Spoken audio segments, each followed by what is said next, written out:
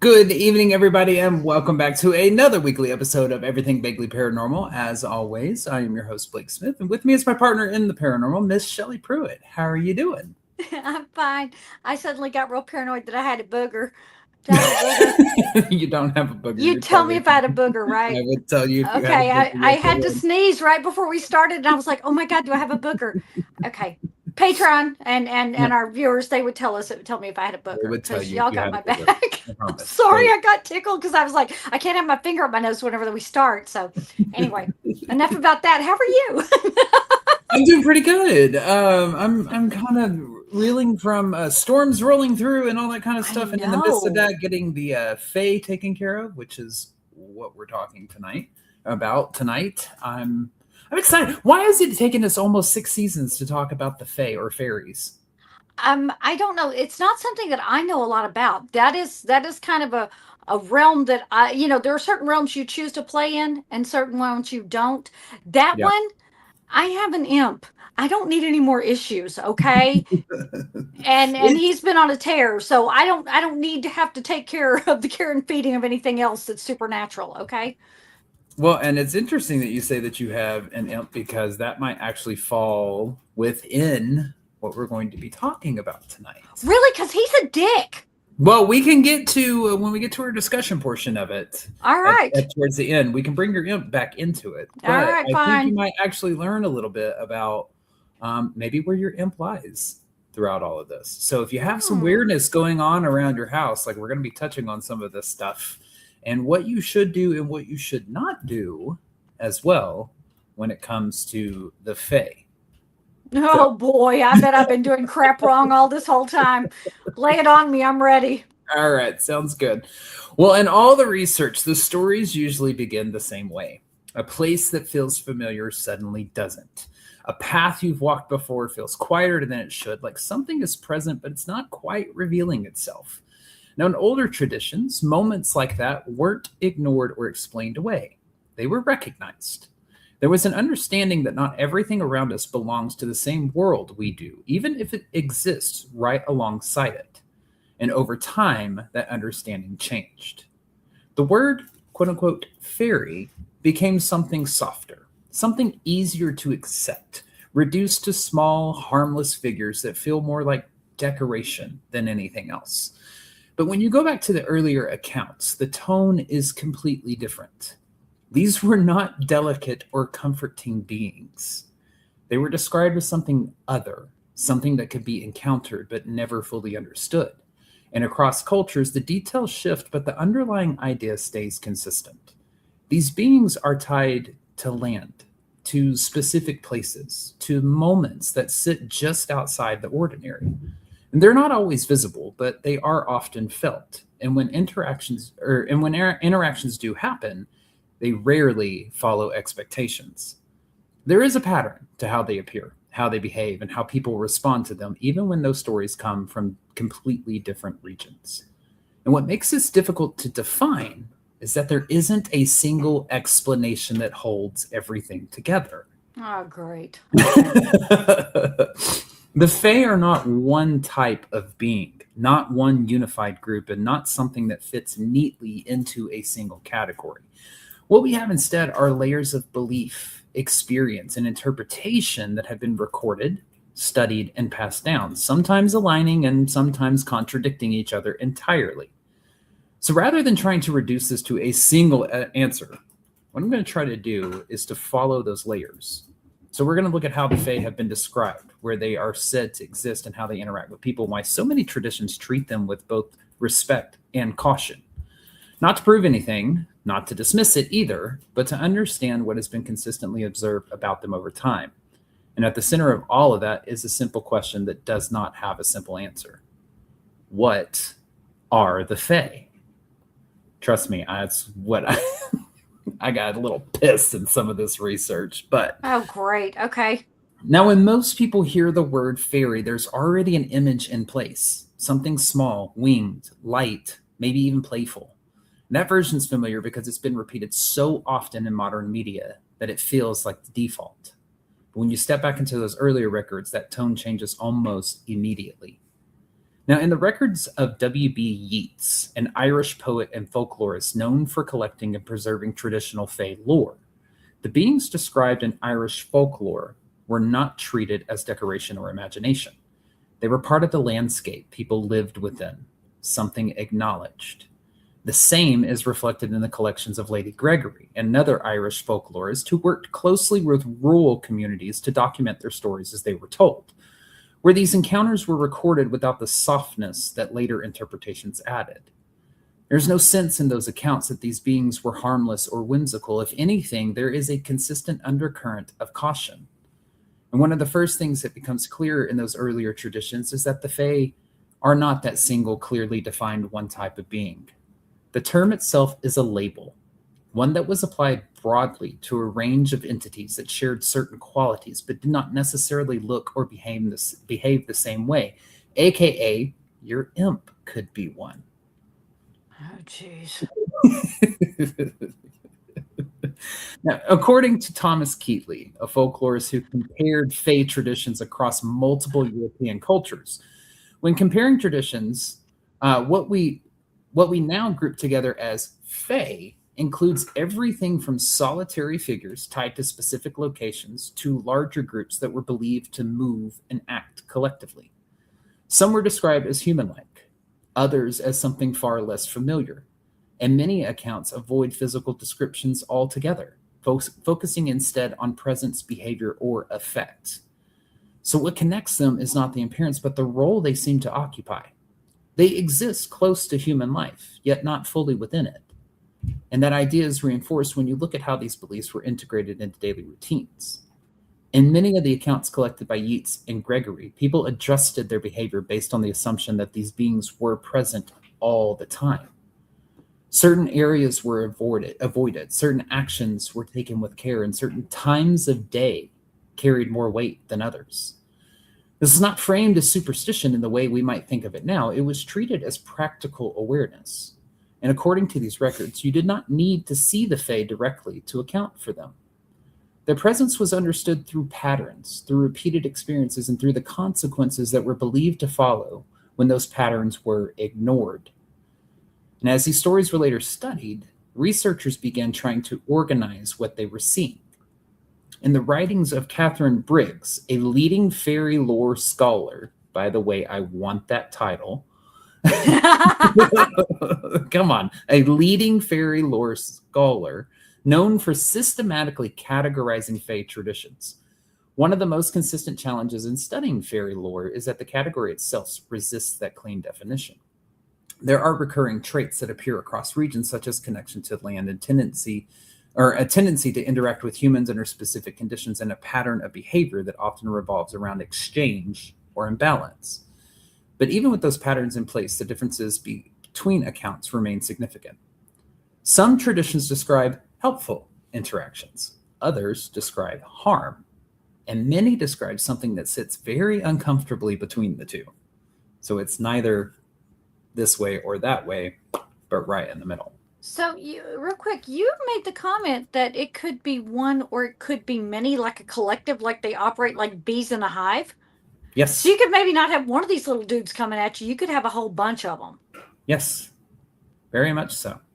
Oh, Lord. It could. Okay. Maybe your imp is a collection of fairies. It better not I'm gonna be. I am so over him. I'm going to keep going back to your imp all night long. I'm going to use him as a perfect example all night long. He's been on a tear. So, yeah. Well, you have seen, I had been gone for we were gone for like 2.5 weeks in traveling last year. And I came in and I was unpacking and I heard something and I immediately grabbed my camera because I didn't know what it was because I thought somebody was in the house. And so I grabbed my camera and I started recording. I started walking in and the container that held the tea bags had been knocked over. There are no animals in my house, none. So it was just me alone. The tea bags had not been knocked over. They were on the floor, and it's got one of those suction cup lids that was off, and he'd screwed shit up just because he decided he was going to be a dick because he was mad that I'd been gone.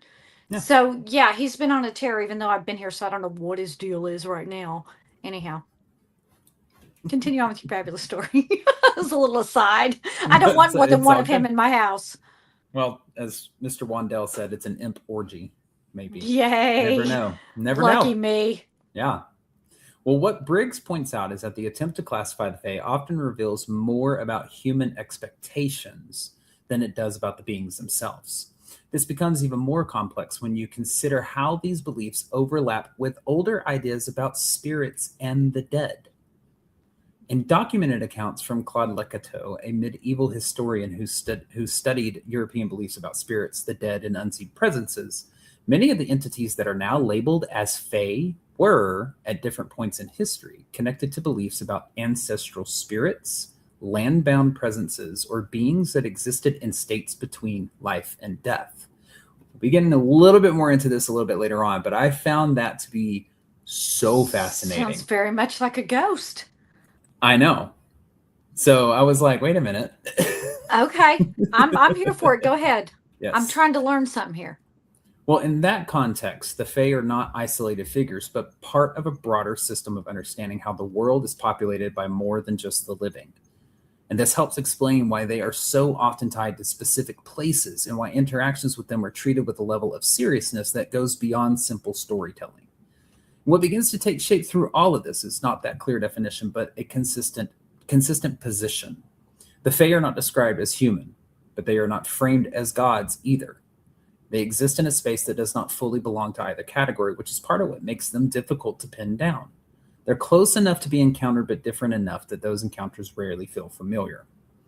Now, in many of the recorded accounts, the most unsettling aspect is not what they do, but how they do it. Their actions follow a logic that makes sense within their own framework, but that logic does not always translate cleanly to human understanding. Because of that, trying to reduce the Fae into a single stable definition doesn't hold up for very long.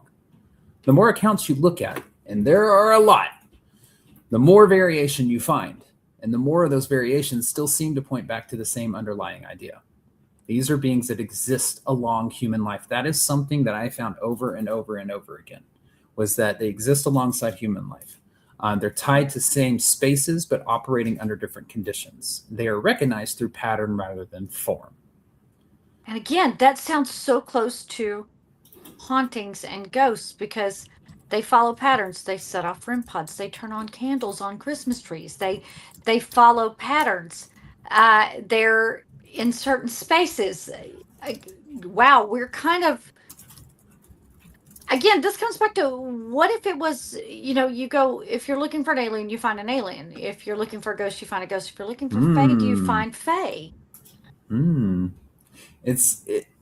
When we get later, because I do have stories in here too of interactions with Fae, but when we get into some of the later stuff, when we start breaking down what's kind of understood about the Fae as far as we know, it starts to make you look at them a little bit differently than just the winged creatures that fly around and sprinkle a little dust. That's everywhere. Tinkerbell, and she was a bitch. Somebody in the comments just said she was cute and nice. She is cute, but she was not nice. No, she wasn't. You better go back and rewatch Peter Pan, my friend. Well, in Yeats' descriptions, these beings were understood as part of the environment itself, something woven into the land rather than placed outside of it.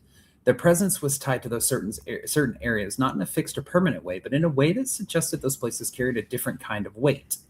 People didn't treat those locations as empty space. They moved through them with awareness, adjusting their behavior based on what might be there, even if it could not be seen. And this is where the idea of the other world begins to take shape, though the term can be misleading when viewed through a modern lens. Now, in Irish and Celtic traditions, the other world is not described as a separate destination that exists beyond reach. It appears more like a layer that exists alongside the physical world, close enough to overlap but not always accessible. And in the accounts collected by Lady Gregory, entrances to this space are not fixed landmarks. They emerge in familiar settings, often tied to natural features or moments that carry significance, and they do not remain open in a predictable way. A person might pass through a place countless times without incident, and then encounter something there once without any clear reason for the difference. Certain environments appear repeatedly in these traditions, and over time, those patterns really begin to stand out. Now, in Irish lore, I knew I was going to mess it up. I practiced this. Anyways, the Ace She are closely connected to mounds, hills, and burial sites, places that already held meaning long before they were linked to fairy belief. In other regions, dense forests, bodies of water, and stretches of land that have remained undisturbed tend to carry similar associations. These are places where the ordinary rhythm of movement slows down or changes, where human presence feels less dominant. And that's kind of a key feature here. Human presence feels less dominant.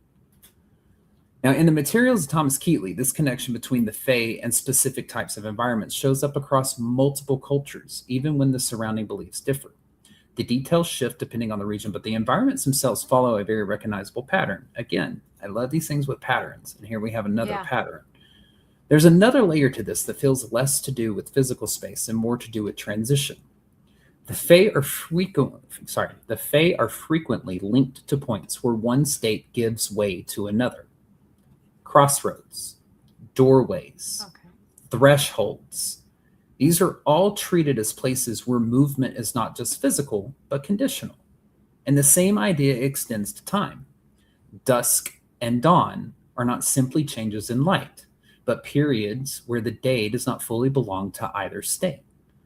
Seasonal transitions carry a similar significance, particularly in traditions that mark specific points in the year as more active or sensitive, aka Samhain, Halloween, any of those, beginning of the new year, all of that type of stuff. Equinoxes. Equinoxes, Okay. everything like that, even with your full moons, your moon phases, all of those kind of transitional times. Okay. These are moments not described as symbolic in the original accounts. They're treated as times when the usual structure of the world feels less stable, even if only briefly. When these beliefs are examined within a broader historical context, they begin to align with older ideas about how space was understood. In the works of Claude Lecateau, I'm probably pronouncing his last name wrong, and I do apologize. Sounded fancy either way. Go ahead. But, certain locations were considered active or inhabited, not because of anything visible, but because of what they were believed to hold. Burial grounds, ancient paths, natural formations were often associated with the presence of something that existed alongside the living. Within that framework, the Fae are not isolated figures. So what I saw a lot that you'll hear again and again is that Yeats, Gregory, and Keatley, the three that I researched on their idea, is they did more of there could be a potential of like isolated figures or this or that, and they kind of pick apart different classifications, especially Lady Gregory. Claude, he was one that was like, this may not just be one solitary figure. This could be a collection. So you'll probably recognize that again and again. Okay.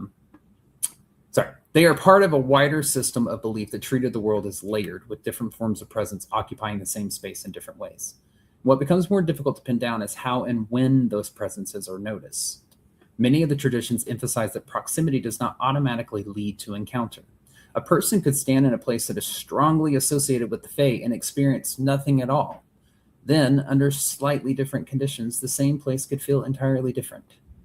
So the timing is what appears to play the role, but not in the way that can be controlled. Awareness is something mentioned, but it's not presented as a guarantee. It's almost like when you go ghost hunting and you so badly want to see a ghost and you never do. And they're like, nah, you too thirsty.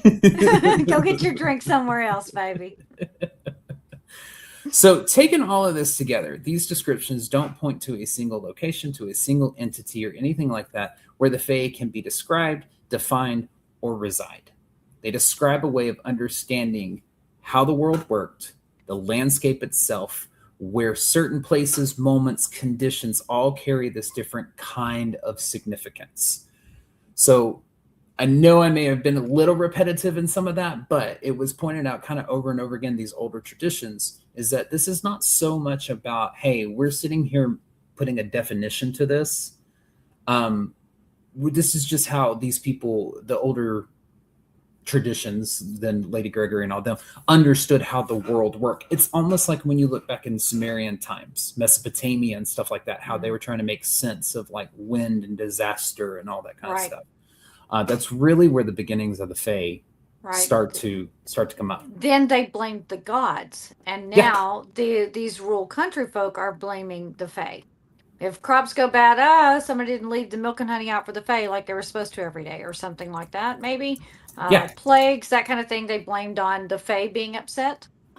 yeah, Okay. absolutely. Which we'll get into some of the interactions that people have experienced, which we're actually about to talk about some of the do's and don'ts and things that you should be wary of with these. So, even though we don't have a clearly defined definition of a single entity and what they are, there are some things that have been recorded through oral tradition, documentation, stuff like that, of what you do and don't want to do and what you want to protect when you think you might be encountering the Fae.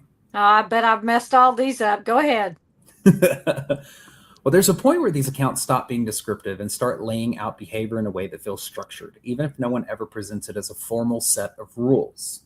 What becomes clear very quickly is that interactions with the Fae are not casual. They are governed by expectations that are rarely explained in the moment, but consistently enforced afterwards. Now, in the material preserved by Yeats and Lady Gregory, people don't stumble into these encounters and walk away unchanged. Something is always taken, given, altered, or bound. And the consequences tend to unfold whether the person understood the interaction or not. Names, for example, are not treated as simple identifiers. In many of these traditions, offering your full name is treated as handing over something of value. There are accounts where a name is taken, shortened, or altered, and the person affected begins to lose a sense of identity or memory over time. The connection between name and self is not symbolic in these stories, it's functional. Once given, it can be used, and once used, it cannot easily be reclaimed. I always make the joke, though, I'm so over it, I'm going to go walk into a mushroom circle and scream my full government name. Right. That is what I mean by that. That's the Fae. I would never do that. So that means that the Fae, and I'm just trying to clarify for me something I do not know a lot about. Mhm. That the Fae could suddenly, one of them goes, okay, I'm Blake Smith now, and guess what? Did they take a piece of what from you? A piece of your soul, a piece of your memory, a piece of your identity, a piece of your longings, your needs, your wants. What did they take? Identity and memory seem to be the repetitive ones that came up again and again. There would be a little Fae running around out there going, "I'm Blake Smith." I mean, is that what I'm gathering? Could be. Could be, but you're getting into more in that area. You're getting more into the changeling lore, which we're actually going to be discussing here in just a little bit. Okay. But that's more. No. You're totally fine, because that is a kind of a different. I guess this would be the adult version of the changeling lore. Changeling lore happens to do more with infants and babies and stuff like that. I guess this and giving your name is something of value. I mean, we all have our name, but our name is valuable if you think about it. And so if you give it over so willingly and so freely, it's almost like giving up a sense of control over yourself, over your identity, over who you are, because your name is part of who you are. Yeah, why do you think I give so many guys my incorrect name? Hi, I'm Debbie. So nice to meet you. Because they can't find you if they don't know your name. Just call me Debbie from here on out. It'll be fine. She is Debbie from accounting. Yes. Another thing is food and drink appear repeatedly in these encounters, and they're rarely harmless. Accepting or offering anything carries consequences that are not stated up front. There are stories where a person eats in what appears to be an ordinary setting, only to find they cannot leave, or that the world they return to no longer matches the one they left.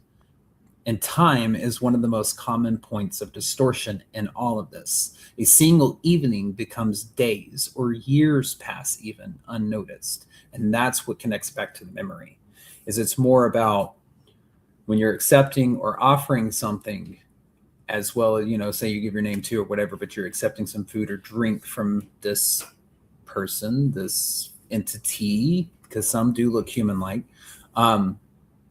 Some people have lost days, years, and they don't recall anything within that time.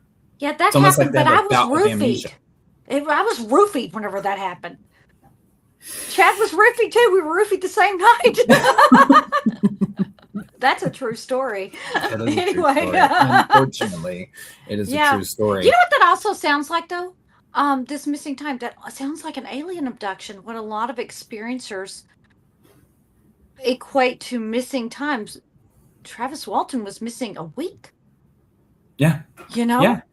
So this, gosh, sounds like these little buggers can be all kinds of little different things. So, Sorry, somebody just asked, is that why you never answer when you hear your name called in the woods? that is, yeah, that's true. That You don't among ever other answer something things. calling you. That among other things. The good thing is I never answer because I half time I never hear them, so it's real good for me being deaf. Just It's going, true. huh? What? It's very true. I don't answer when somebody calls my name. I'm standing right next to them. Well, Thomas Keatley documented multiple variations of this, where the act itself seems insignificant until the cost becomes clear. Language itself carries weight in these interactions. Agreements are made through conversation, sometimes casually, sometimes under pressure, and they are enforced with a level of precision that leaves no room for interpretation. Promises are not flexible. A statement made without careful thought can become binding, and breaking it does not result in simple consequences. Accounts describe individuals being taken, held, or forced into service for failing to uphold something they did not realize they had agreed to. And the wording matters, and the Fae are often described as exploiting that fact. That to me is like, don't promise the Fae something and then It's not like follow promising through. me something. I won't forget.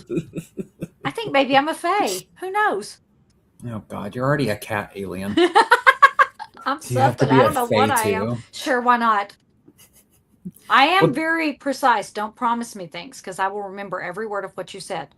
And I this, will not forget it. And I will keep receipts. And I will say, remember when you promised? this is true. This is Especially very if you're true. a guest on the show, don't do it live on the air. Yeah, Nick Simons. I'm still waiting for my pants. Oh God, Don't that think I was like forgot. 5 years ago. It sure was. Do you think I forgot? No, I did not. No, Somebody no. tell him. I'm still Yeah. waiting. Well, there are also physical spaces where these interactions are more likely to occur, and entering them carries its own risk. Circles formed by mushrooms, stones, or disturbed ground are treated with caution for a reason.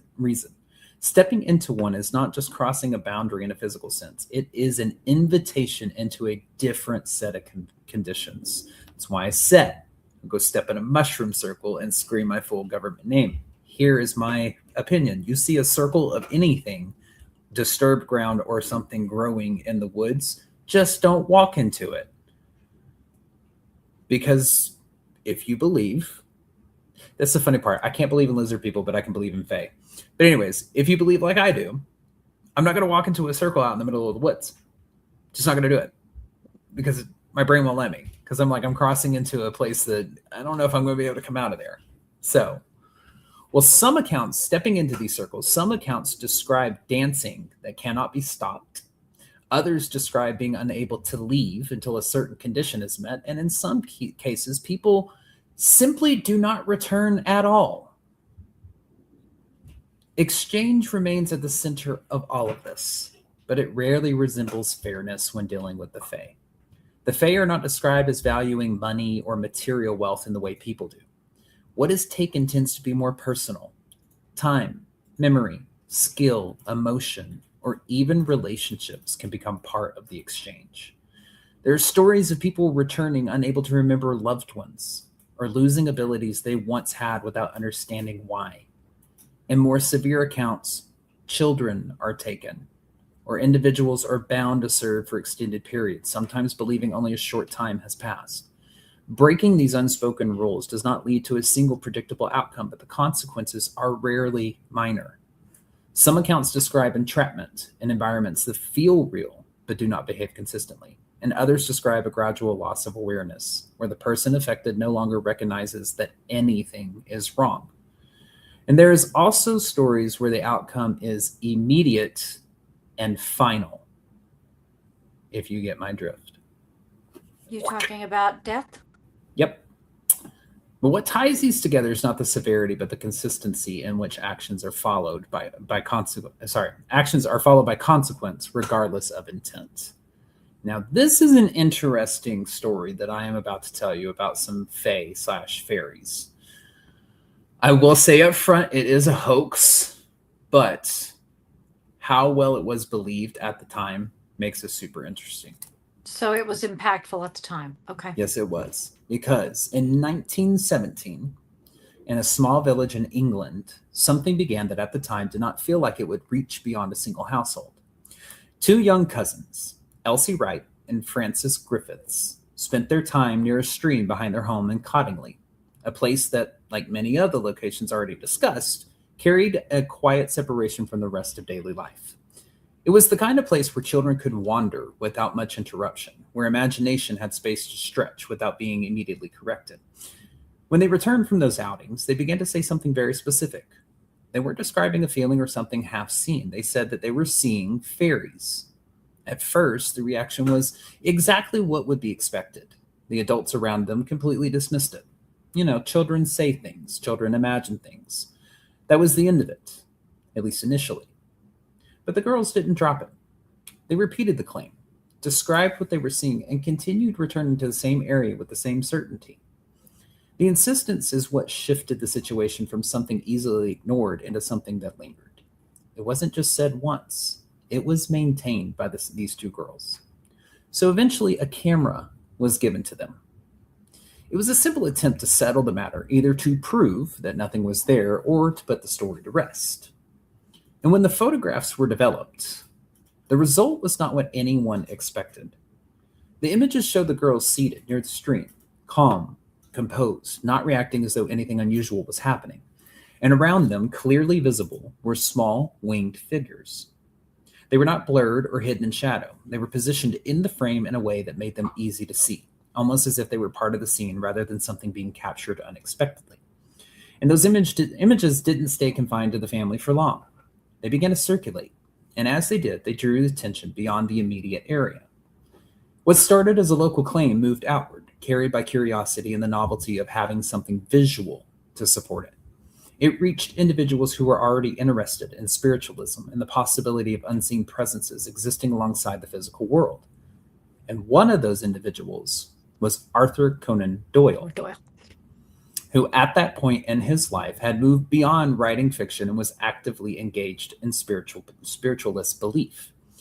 He encountered the photographs and accepted them as genuine. Doyle did not approach the images with skepticism. He saw them as confirmation of something he already believed to be possible. So he published them, and he spoke about them and presented them to a wider audience as evidence. And that is the moment that shifted the entire situation. Because the story was no longer about two children in a village. It became public conversation. People began to examine the photographs, not just casually, but seriously. Some believed them, others still questioned them. What made it difficult to resolve at the time was that the images did not immediately reveal themselves as fake. For the technology available, they held up just enough to keep the debate open. And for a period, the uncertainty was real. The photographs were studied, discussed, and circulated without a clear conclusion. And the girls maintained their story. The images existed as something that could be pointed to, analyzed, and interpreted in different ways, depending on what the viewer was willing to accept. And it created a space where belief and doubt existed side by side, neither fully displacing the other.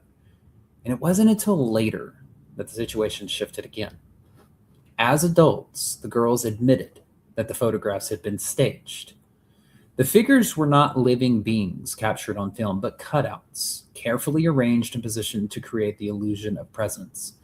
The explanation was simple when laid out after the fact, almost underwhelming compared to the impact the images had originally created. What had been treated as potential evidence became, in hindsight, a constructed image. But even with that admission, the story doesn't resolve cleanly. One of the girls maintained that while the photographs were staged, the original experiences were not entirely fabricated. There were still claims that something had been seen, even if it had not been captured truthfully. And that detail leaves the story in a place that is not fully closed. The images are explained, but the origin of the claim remains partially unsettled. And what makes the Cottingley Fairies case stand out is not just that it was a hoax, but how far it went before that conclusion was reached. And it shows how easily something small can expand when it is supported by just enough evidence to feel real. It shows how quickly belief can take hold when there is something tangible to point to, even if that thing is later proven false. And it also shows how difficult it can be to fully separate experience from interpretation, especially when the two are presented together. I was going to go more in depth with this story, but of course, with it being a hoax, with it being a known hoax, right? Yeah, I'm not gonna really give it too much of a time of day. However, yeah. I got something on this because okay. My first question becomes, is this where we get this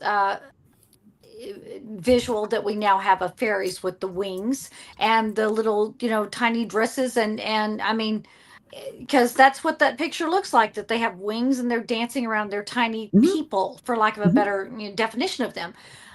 Is that where we get this idea, is from that picture? And if these girls were to do a cutout, where did they get the idea for how they looked to stage it? Well, see, and that's where I think that the quote unquote modern, and I say modern loosely because I may be talking 1800s time frame. I think the modern idea of the fairy was already around. Okay. Roughly about that time. Because you got to think of the people who were writing fairy tales at the time that they were writing them. Right. And so fantastical creatures were not something out of the realm of possibility that they could have seen in a book somewhere or something along that lines. Right. Okay. So it's not too much of a stretch, especially in 1917, 1910s, I guess you could say, when circulation of printed materials was pretty wide, that they could have stumbled across a picture of something and then use that to base the idea off of to be able to produce the cutouts. Okay. All right. Yeah, I didn't think about that. But the thing is that they kept repeating. This is something that I mean, I know that little kids will say, I see something in my room, and you check 100 times and there's nothing there that you can see. Mm-hmm. That doesn't mean they can't see it. As a kid who could see things that nobody else could see, yeah. So if they're saying they see this and the story remains consistent, and finally somebody goes, here's a camera, go get it on film. Mm-hmm. Well, okay, I'm going to have to stage this because they don't show up on film. There has to be. I think that this was their attempt to be believed, not necessarily perpetrate a hoax. I'm going to tend to lean to the fact that at least once they had some kind of experience to even put this idea in their head. They had something that made them question. Anyway, go ahead. That's enough about a hoax, I guess.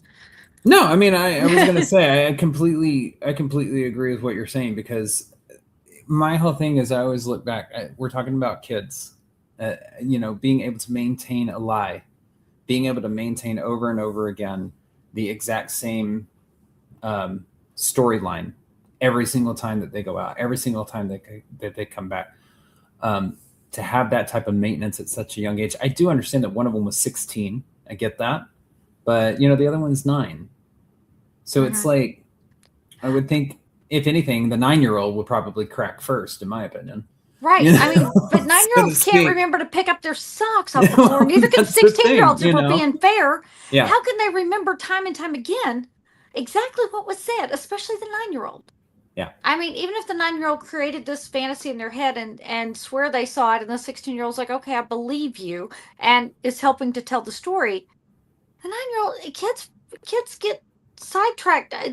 They're as bad as me, being scrolling crack and distracted by this shiny thing and that shiny thing. And then if you aren't telling the truth, you're not going to remember the story. Yeah. But the fact that they remember the story, that's wild, and continue to have an encounter and would tell the same story. I have to give that a little bit of credibility, even if the picture is a hoax. Yeah. So, okay. I would agree with that. Okay. Well, once the possibility is entertained, even briefly, the next instinct is immediate. People want to know whether what they are dealing with is safe. Not in an abstract sense, but in a practical one. Can it be trusted, approached, avoided?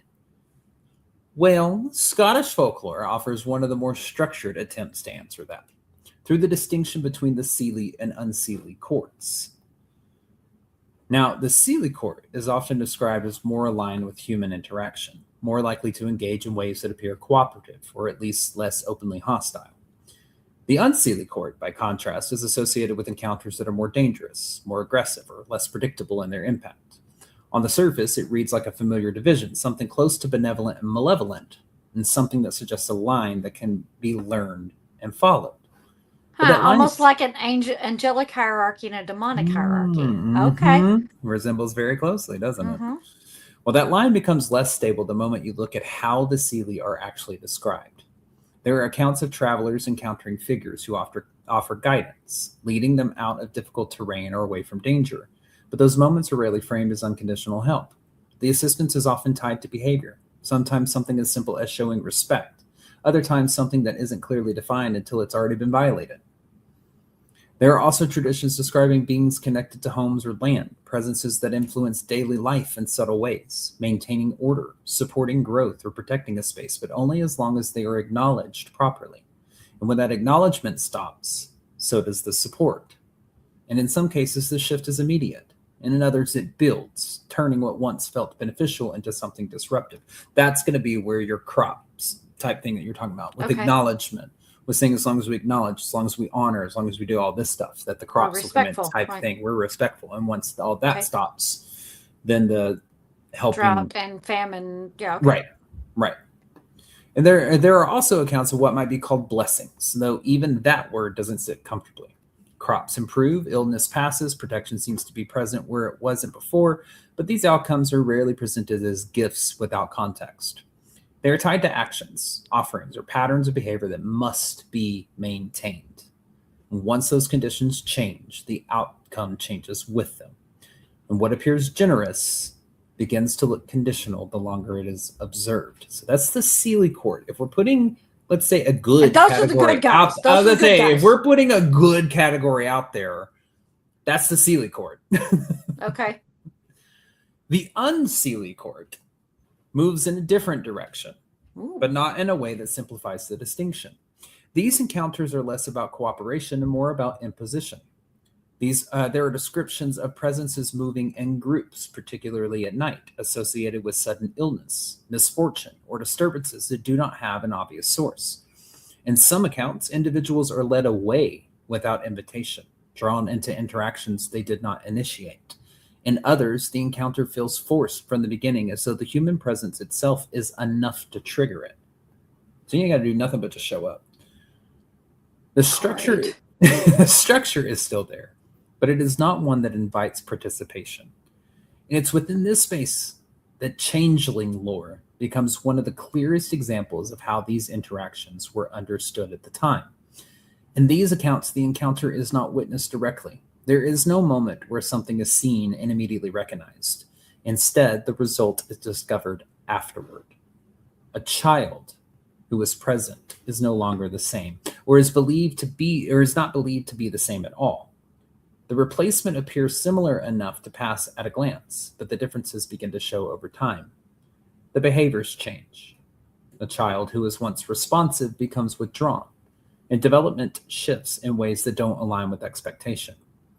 There are descriptions of unusual awareness, of actions or expressions that seem out of place for the age or the context. The explanation given within these traditions is direct. The original child has been taken, and something else has been left in its place. So this is going to be where basically a fairy kid is put in place of a human kid.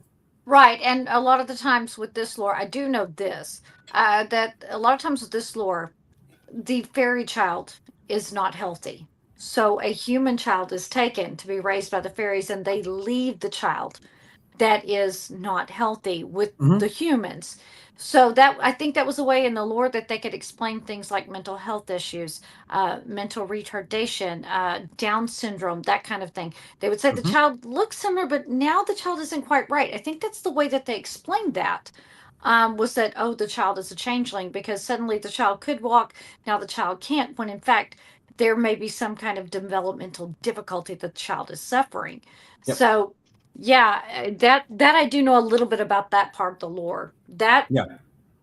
Well, and horrible, but this was again, yes, in reading more about changeling lore during this part of the research, yes, it was a way, in my opinion, to explain medical anomalies that were Right. taking place, whether upon birth or developmentally as the child aged or something Autism, along the lines. Yeah. seizures. But it came How the down child to, would be fine, then suddenly they're having seizures, or right. yeah. Well, in the way that they explained it, because this is how respected, though, these entities were in these older traditions about, because what that something else that replaced the child was, quote unquote, something else, sometimes it's described as fae, sometimes as something placed to maintain like this appearance of normalcy. But what they knew is that something was removed, aka the child, and something had been replaced with this lore. Unfortunately, a lot of the outcomes when parents believed that this was a changeling kid, unfortunately, the child was done away with, They killed. did not survive. They didn't survive. Put it that way. Right. Sometimes they would drop them off somewhere and never look back. Leave them in the But woods, or yeah. most of the time they were disposed of. I hate to say it that way, but that's Yeah, how the a child lot did not of survive. Right. that's how a lot of the documentation reads with that, because parents didn't know how to handle it. And you're right, it had to do with like the illnesses and or shifts in behavior. And Go ahead. sometimes the parents would believe that they had been cursed by the fae if their Yes. child had been changed. And so then there would be a lot of tithings and repentance for the misfortune that had been laid at their doorstep in the form of a changed child. Yeah. So, yeah. Hmm. Hmm. Okay. Yeah. I have a hard time reading changeling lore Yeah. because it has to do with kids, and Yeah. kids hold a soft spot for me. Both of us. Yeah, for both of us, and so it's hard to put my brain in those traditions where medical anomalies were not fully understood at the time, and so people needed an explanation of why the world was working the way that it was working. Why was I, quote unquote, cursed with this child? Well, Right. it's because it's a changeling. It's not my child. So yeah, it's you can get in some deep dark Yeah. shit when you look into Yeah. You're changeling like, lore. my child is still out there somewhere, but I will not take care of a fae child because Yeah, they're cursing me with this. yeah, Yeah. And it's, but again, people did the best they could at the time to understand. And with mystery and folklore and old wives' tales carrying so much weight, um, that was, or old wives' tale for a reason though, because they right, did carry so much weight. right. And with that being basically the guidebook that Yeah, a lot of people lived by, what are you going to do? You follow the rules, right? The rules right. are that I can't keep this child. It's just, again, I'd have been the one to been hiding my kid somewhere, going, no, I don't know where he went. You bet your ass for sure. Yeah, I don't know where he went. Yeah, Yeah. his daddy went too, so you better go find his daddy. Don't come back around here. Yeah, it'll be fine. And you're not taking my kid. Not with you. Well, the Seelie and unseelie distinction does offer some structure, but it does not hold every example cleanly. And when you step back from the individual accounts, the overlap becomes difficult to ignore. The Seelie interaction that begins with guidance can end in consequence if the boundary is crossed. And an unseelie encounter, while more aggressive in its presentation, can still follow a clear and consistent pattern along the same lines.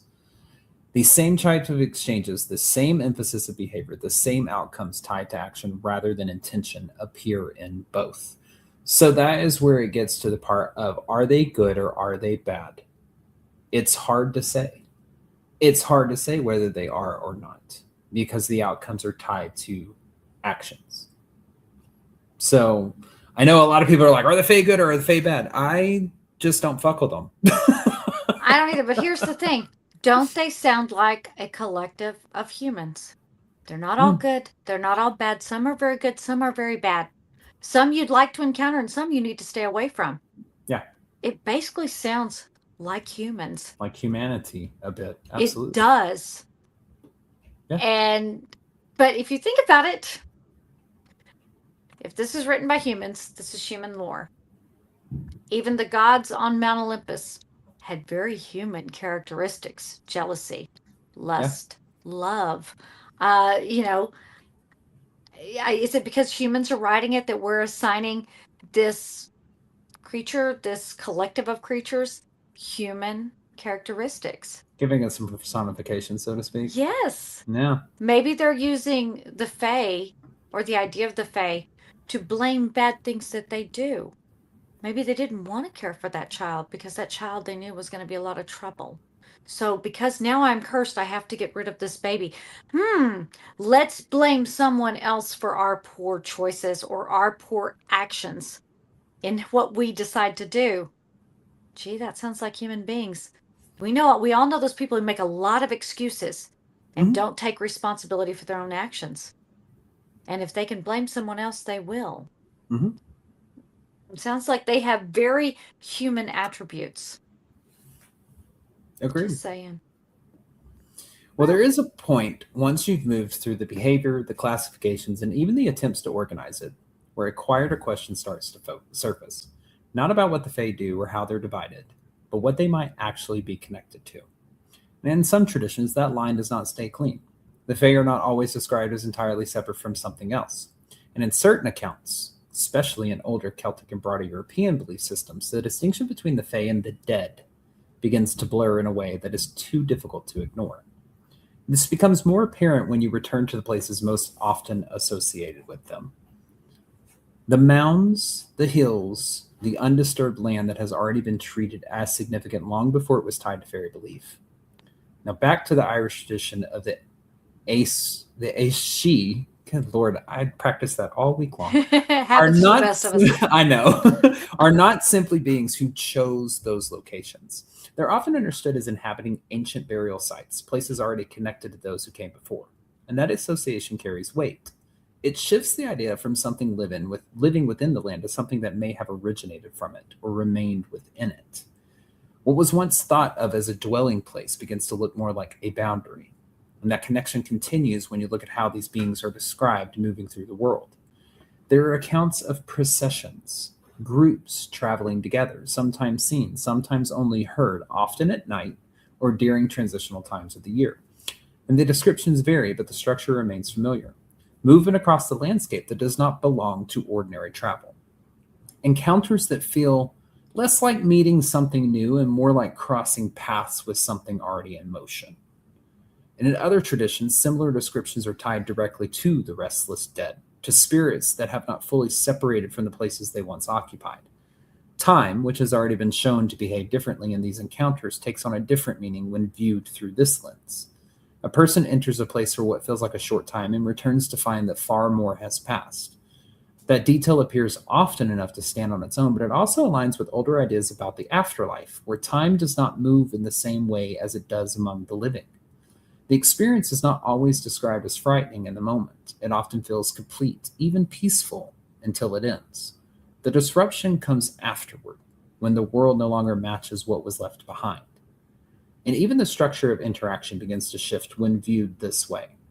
Exchanges that once seemed like transactions start to resemble something closer to crossing between states. An offering is made, something is accepted, and in return, something is altered. The change is not always immediate and it's not always visible, but it carries a permanence that suggests more than a simple interaction. It suggests movement, not just between individuals, but between conditions of existence that are not meant to overlap easily. And that's where changeling lore takes on a different weight, not as a repetition of what has already been described, but as a point of reconsideration. There are accounts where something is taken and something is left in its place, and where presence remains, but the identity does not. One of the more frequently cited historical cases tied to this belief is that of Bridget Cleary, a woman in late 19th century Ireland whose death became entangled with the idea that she had been replaced. Her husband and those around her came to believe that the person in front of them was not the same one who had been there before. What followed was not a quiet suspicion, but an attempt to force a return, to confront something they believed had crossed into their world and taken someone with it. And what matters in that case is not whether the belief was accurate, but how it was understood. The idea was not that something new had appeared, but that something had been exchanged. The person who was known was gone, and something else was occupying that space. Excuse me. When viewed alongside the broader connection between the Fae and the dead, by the way, I do not do a deep dive into her story. I'm actually thinking about saving and just do one about her and do one about her because it's a super interesting story where basically they feel it's like a later in life kind of changeling lore where a person is said to have been replaced, died. Again, I didn't do a huge deep dive. And so they start to believe that she died and the person that's in front of them is not her anymore. which to me sounds like possession, which is when an exorcist would be called in the Catholic religion. That's what it sounds like to me. Yeah, I think it just depends on which lens you're looking at it through. If you are looking at a faith-based, very structured religious belief, you might say she was possessed. If you are looking through it through a folklore, old wives' tale belief, she was a changeling. Yes, that's a fascinating story, and I think you should do that one. I have it on the list. That's why I was like, I don't want to do too much of a deep dive on this. I just want to give a very basic summary of kind of what happened. But it is a very historical case documented of tying the Fae fairies to a replacement to death departed and spirits along that lines. So I'm thinking I'm going to end up probably doing something more deep dive on her. So that's a good story too. Well, when viewed alongside the broader connection between the Fae and the dead, that belief stops being isolated and becomes part of a larger pattern, one where the boundary between presence and absence is not fixed as it appears. And scholars like Claude Lecateau have pointed out that many of the traits associated with Fae encounters overlap directly with earlier beliefs about the dead. The idea of beings tied to specific locations, moving in groups and interacting under certain conditions, and existing in a state that is not fully separate from the living world appears in many traditions. That word.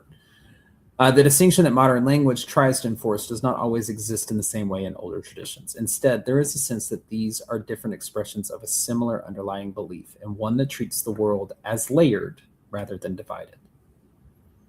But what makes the Fae difficult to talk about isn't the lack of information. It's quite the opposite. There are too many accounts, too many patterns, too many ways people have tried to understand them, and none of those ways hold completely on their own. They've been described as part of the land, moving through it. They rule it. They align with it. They do. They don't. All of that stuff. They've been placed into seelie and unseelie courts and divided into categories that feel useful until they begin to overlap. They've been tied to exchanges that resemble fairness and don't resemble fairness, to interactions that don't feel optional, or to consequences that are not always immediate.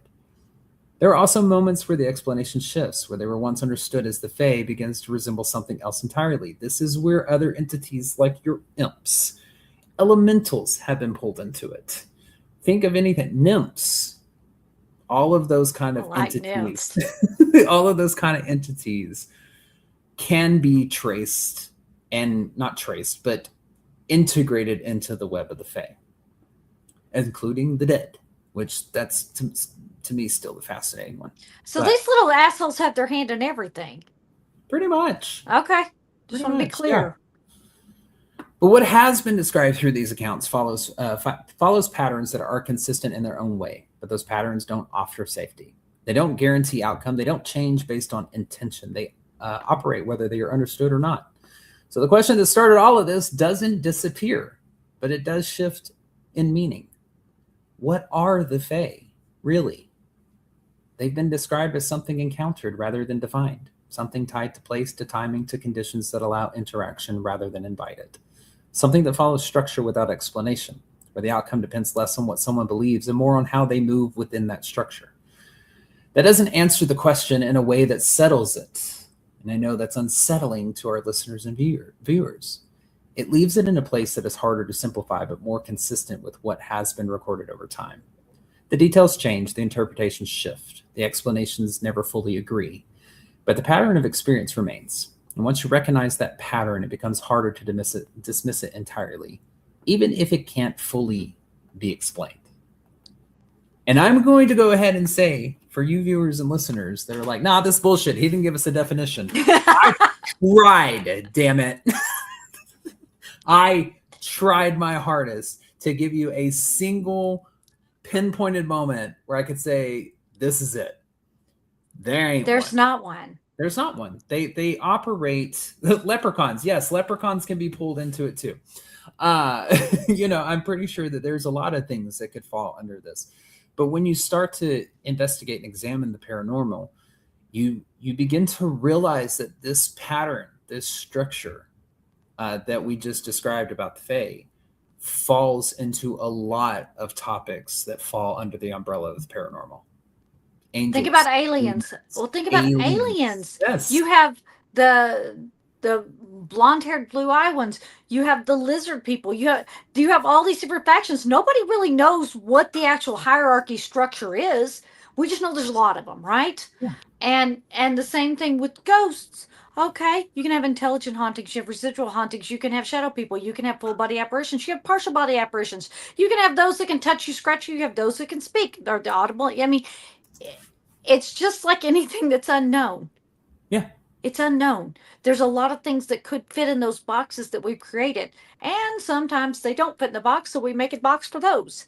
But that's what fascinates us. That's what keeps us coming back, is trying to figure out what it is. Have you ever had an encounter with what you believe is the Fae, Blake? I have stumbled across a mushroom circle one time, and I Okay. refused to touch it, get near it, or do anything. Have I had an encounter personally? No. That I can recall. Now, that's not to say that I haven't been in an investigation somewhere and what I perceive to be a spirit or something along that lines may, in fact, have been Fae. I think I would know a difference. Okay, let me rephrase that. I would like to think I would know a difference, but after doing kind of this research where there's not a clear definition so much as the interactions and the intention base and stuff like that, not entirely sure that I can rule out an experience with the Fae, because we've been in places that some things have happened that we can't explain, but it never felt right to call it a spirit or a ghost. Okay, I think I can now, after listening to you, I can now honestly say I've had 3 interactions. Based on what you told me, you and I had one. Walking to Goatman's Bridge, we walk up to that clearing, and all of a sudden, both of us were just told to stop. Neither one of us would go any further. I wanted to go, and you said, if you're going by yourself. That was an exchange. That was a transition. And I stopped. That was a transitional point. It was this clearing that shouldn't have even been there. We were walking through this really heavily wooded area, and all of a sudden here's this nice little clearing, nice, serene, pretty, and for some reason both of us were like,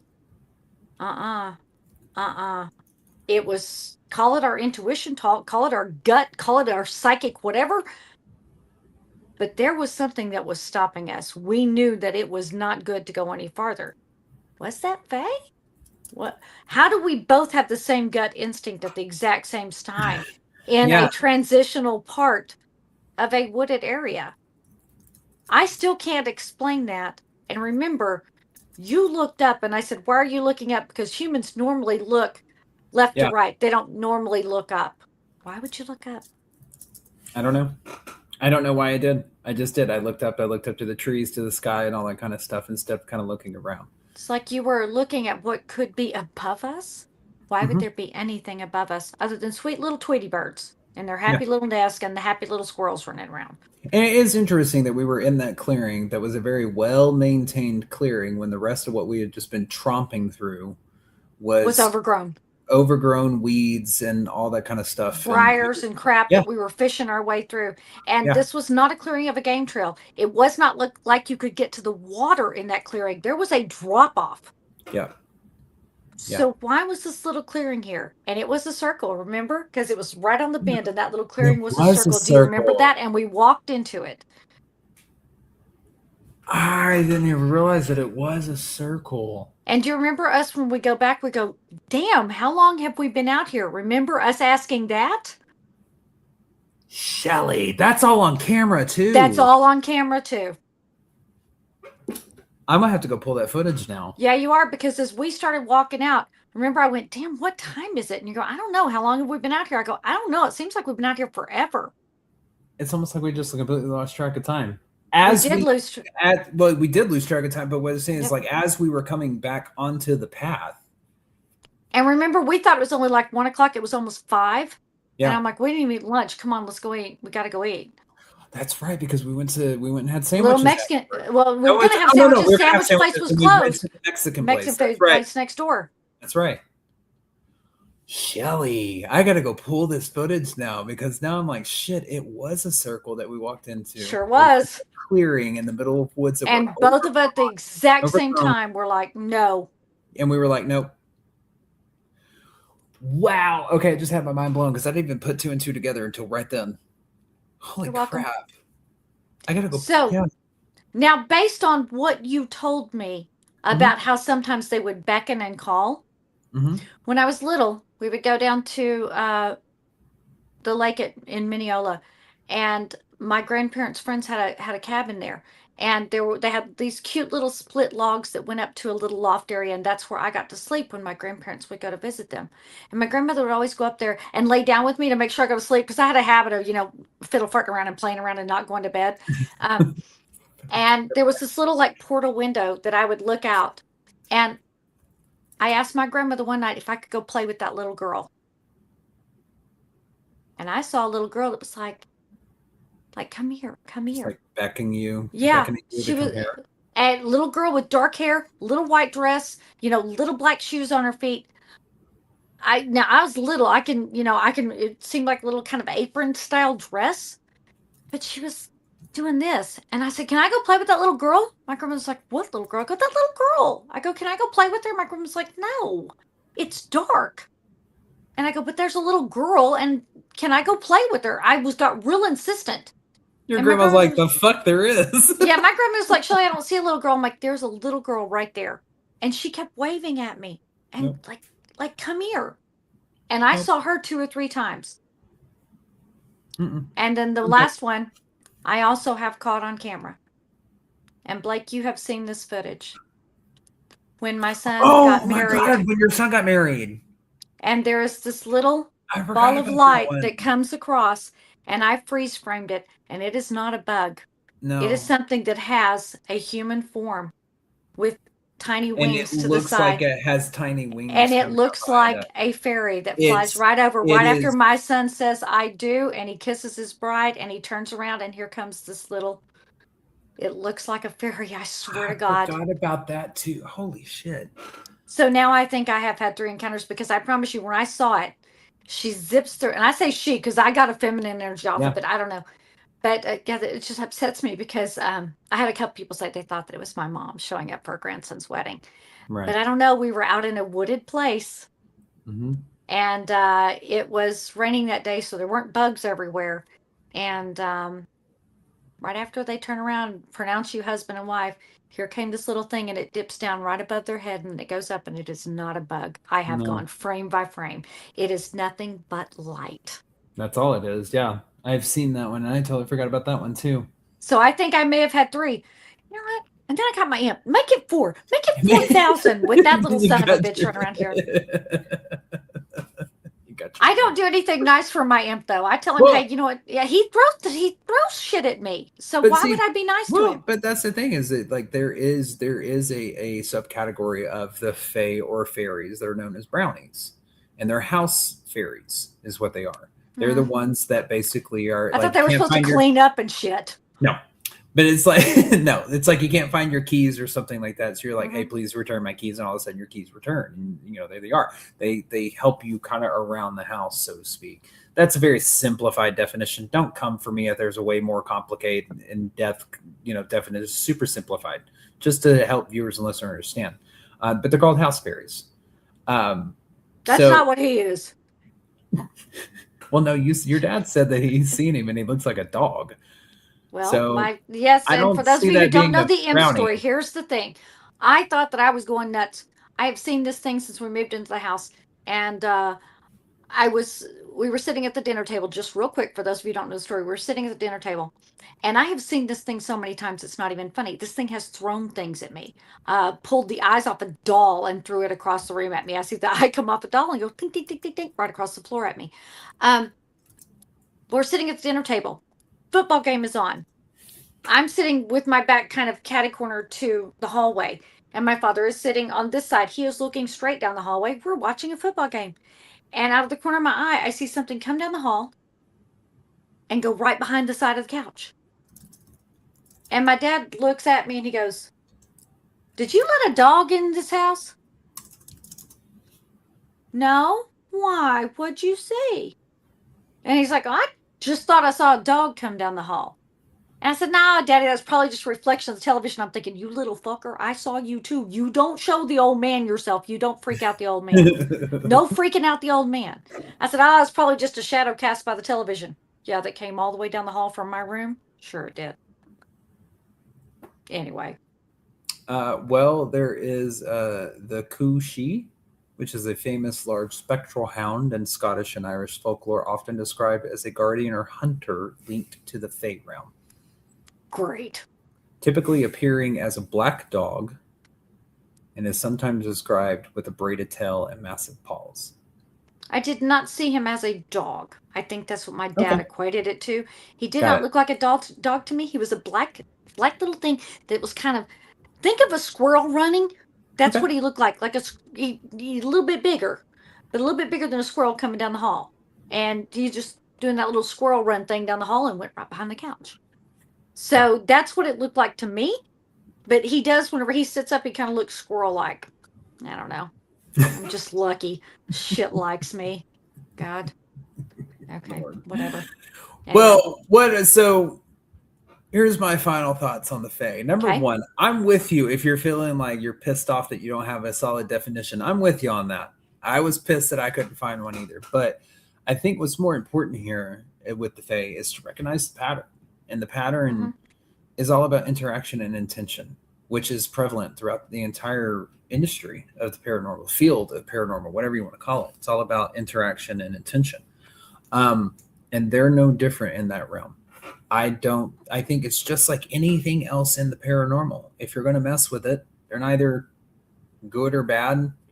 Um, they just are. I know that sounds weird to say. It's like they just are. But in seeing how trying to categorize them, seelie, unseelie, quote unquote good, quote unquote evil, the interactions kind of come out the same because as long as there's maintenance with the interactions and relationships that are happening, all is good. But as soon as it stops, then everything goes to shit, so to speak.